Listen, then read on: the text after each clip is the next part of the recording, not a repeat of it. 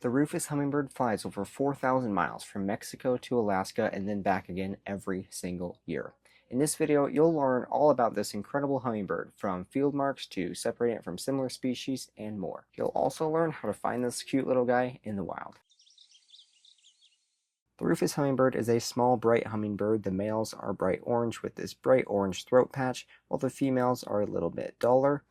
Pretty much their entire body is covered in these rufous feathers, which is what they get their name from. And then the females and immatures are green above with a pale belly, but they do show some rufous color on the flanks and base of the tail. The Rufous Hummingbird has a pretty small range, but it could also show up anywhere in the country, especially during the winter, and we'll get to more on that in a little bit. So the orange means they are found there in the breeding season, or in this case the summer, and then this range goes all the way up the west coast, all the way up to Alaska. The yellow means that they are found there only during migration, and then the blue here means that they are only found there in the winter, but in this case it's a lighter blue, which means that they are not going to be super common there. Now, a fun fact about the Rufous Hummingbird is if you leave your feeders up for the winter, sometimes you could find them all the way out here in the East Coast. They're not going to be super common, but if you're the only feeder around, they might stop, and it is pretty well known that they tend to stray outside of their regular range in the winter. So if we move on to some confusion species, we have the Allen's hummingbird, only on the west coast.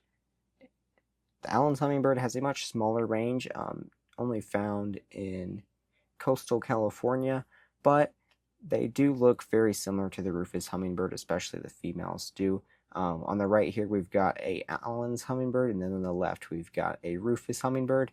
The best way to separate them is the male Rufous hummingbirds have a fully rufous back, while the Allen's hummingbirds have a lot of green on their back.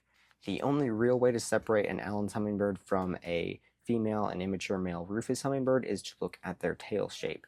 So when their tail feathers are all fanned out like this, the feathers on an Allen's hummingbird are going to be thinner and pointier compared to the feathers on the tail of a Rufous hummingbird. This is pretty hard to tell, so really the most reliable way is range, and if you happen to be inside that range, good luck trying to tell them apart, and really the best thing to do is just try to get a really good picture of them for you to separate later. The next confusion species is the broad-tailed hummingbird here on the left, and then on the right we've got the Rufous hummingbird. Males are pretty self-explanatory.